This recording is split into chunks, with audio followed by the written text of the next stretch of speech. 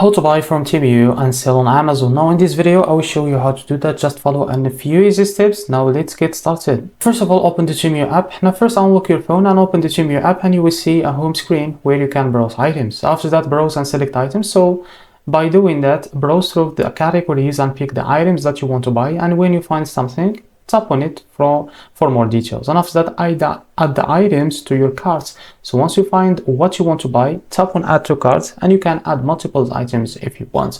After that, complete the purchase on Temu. So now go to your cart, tap in the cart icon by tapping the cart icon. Now check everything, and when you are ready, tap checkout. So follow these steps to pay and complete your order.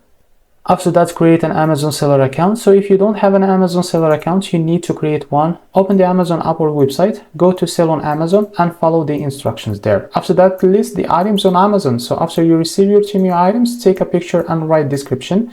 Go to your Amazon seller account and tap on add a product and fill out the details of that product that you want to sell on Amazon.